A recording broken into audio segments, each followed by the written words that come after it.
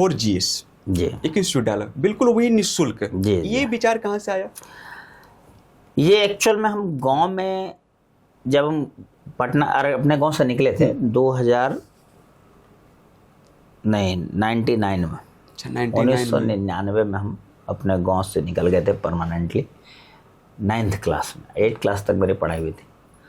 और 99 के बाद 2019 में लगभग 20 साल बाद हमको गांव में 6 महीने रहने का मौका मिला लॉकडाउन में। जी। उसके पहले हम उतना लंबा दिन नहीं रहते, 1 सप्ताह 5 दिन 10 दिन इसी के लिए। अभी भी जाते हैं तो उतना ही दिन के लिए जाते हैं। 6 महीना रहने का मौका पहली बार मिला था लॉकडाउन में।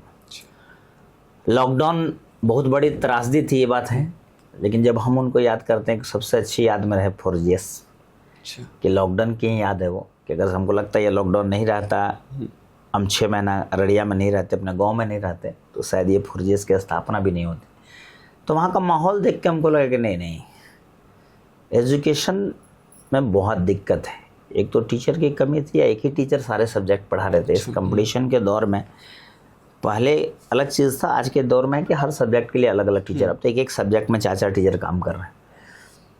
तो उस टाइप का कोई सिस्टम नहीं था, कोई ट्रांसपोर्टेशन नहीं था। बच्चे को 8-10 किलोमीटर दूर जाना पड़ता था। खासकर बच्चियों को बहुत दिक्कत होती थी। लड़की लोगों के लिए गांव में बहुत ज़्यादा समस्या थी। तो उस समय हमको लगा कि नहीं, ये चीज़ है कि शिक्षा देनी चाहिए। और अगर समाज से हमको इतना सपोर्ट मिला, आज हम जहाँ भी हैं, उसमें समाज का तो योगदान, परिवार के अलावा समाज का भी योगदान होता है। और अगर आप सक्षम हैं तो हमको लगता है आपको समाज को रिटर्निंग में भी कुछ देना चाहिए। तो वही मेरा 4GS प्रयास था कि 4GS चलाया जाए, जिसका फॉर द गुड सोसाइटी इसको बोलते हैं, अच्छे समाज के निर्माण के लिए। और सही बात बताएं तो सबसे कम योगदान इसको संचालित 5 साल पूरा हो रहा है इसी 5 सितंबर। तो वहाँ के लोग जो है, वहाँ के शिक्षक जो है, हम तो पटना में रहते हैं, वहाँ की टीम इतनी लाजवाब है कि वो उनको 5 साल से रन करा रही है। बस मेरी परिकल्पना थी शुरू करने की, मैंने शुरुआत की थी लॉकडाउन, फिर तो मैं आ गया पटना, फिर पटना में रहने लगा। इन लोग बहुत अच्छे से काम कर रहे हैं। अच्छा, तो हम तो ये भी देखे थे सर, आप कभी एक मंदिर में हुआ करता था, निःशुल्क शिक्षा दे रहे थे, बच्चों को पढ़ा रहे थे। 4GS की जो शुरुआत हुई थी वो, उसके लिए कोई क्लासरूम था नहीं। तो हमारे गाँव में एक काली मंदिर है, उसके 3 तरफ बरामदा है। तो एक तरफ हम 8th क्लास से स्टार्ट किए थे, एक तरफ 9th क्लास, एक तरफ 10th क्लास, तीनों बरामदा में। और फिर उसके बाद कुछ दिन क्लास हॉस्पिटल में चला। हॉस्पिटल में भी? हाँ, चूँकि मंदिर पर बच्चे आ नहीं रहे थे, बच्चे बढ़ते जा रहे थे, तो हॉस्पिटल एक खाली था, वहाँ डॉक्टर नहीं थे। तो वहाँ से हम लोग बात किया, तो बात का चला कि आप चला सकते, तो लगभग कुछ दिन वहाँ भी चला। फिर वहाँ भी डॉक्टर आ गए, फिर मेरे घर पे कुछ दिन क्लास चला अपने घर पे। तो फिर लगे नहीं, इस सिस्टम को बार बार चेंज करना, यहाँ से वहाँ, यहाँ से वहाँ। तो मेरे जो पिताजी हैं वो बोले कि नहीं, एक काम करो कि यहाँ पर एक परमानेंट सिस्टम करो। तो फिर हम लोगों ने 4GS की नींव रखी, उसका अपना क्लासरूम बनाया, उसको अपना जगह दिया। अब परमानेंट है। अब वो शिफ्टिंग तो देख रहे हैं सर कि बहुत बड़ा स्पेस में फैला है। अब अच्छा खासा स्पेस में। ये जमीन सरकारी जमीन है? नहीं, पिताजी ने जमीन दी है 4GS के नाम से, जो राज्यपाल के नाम से रजिस्टर्ड है। पिताजी दान में दे दी? हाँ, समाज के लिए। हाँ बिल्कुल। तो इतना समर्पण का भावना कहाँ से आता है सर? आज तो लोग नहीं, समर्पण का भावना मतलब ये कह सकते हैं कि जिस सोसाइटी में आप हैं उस सोसाइटी के अनुसार ही आते हैं। ये सब तो आपको सोसाइटी से ही मिलता है। लेकिन आज तो ये देख रहे हैं सर, लोग सोचते हैं कि नहीं, 1 रुपया किसी को देना नहीं चाहते। आज के डेट में ऐसा है।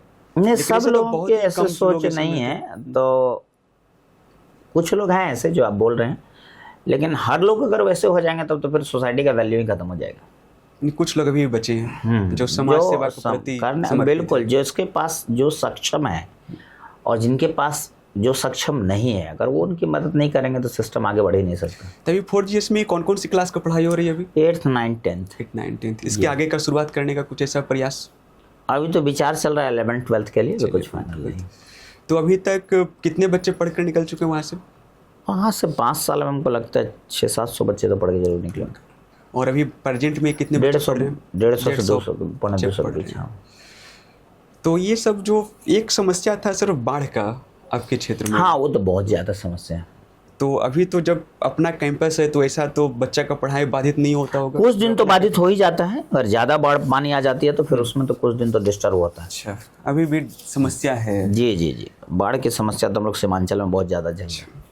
अच्छा, जो 4GS आपका जो निःशुल्क संस्थान है, तो इसमें क्या उसी क्षेत्र के बच्चे पढ़ते हैं या फिर कहीं दूसरे क्षेत्र का बच्चों को लगने वहाँ पर बहुत अच्छे टीचर है, वहाँ पर जाकर हम पढ़ाई कर सकते हैं? ऐसा देखिए कुछ? चूंकि गांव है वहाँ हॉस्टल फैसिलिटी तो है नहीं, बहुत ज़्यादा दूर से बच्चे आ नहीं सकते हैं, चूंकि 2 घंटे का क्लास चलता है।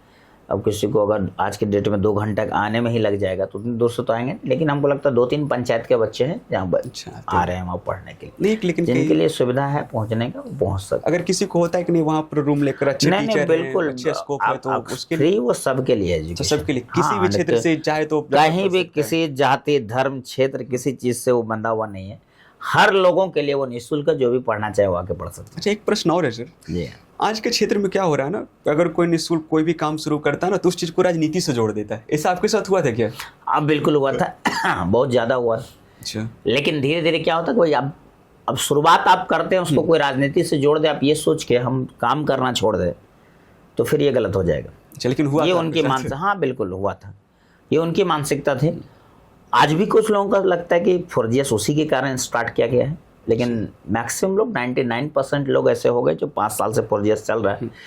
तो ये बात है कि ये राजनीति के लिए शुरू नहीं किए गए थे, मेरी मंशा साफ थे कि जो बच्चों को शिक्षा दी जाए। और अगर यही राजनीति का कंडीशन, ये कहते भी हैं कि अगर राजनीति के लिए शर्त भी हो जाए कि फोर्जियस चलाना पड़ेगा तो भाई सब आदमी 5 साल अपने समाज में फ्री शिक्षा दे दीजिए तो उद्धार ही हो जाएगा समाज का, ठीक ना? नहीं ऐसा तो देखते हैं क्या सर, यही होता है ना कि चलो अगर पंचायती राज में है, हाँ। पक्का मुखिया को चुनाव लड़ने का प्रोग्राम बना रहा होगा, तो चलो इसी कारण समाज में कुछ काम कर रहा है सर। बिल्कुल ऐसे कुछ लोग हैं, लेकिन ऐसा कुछ है नहीं।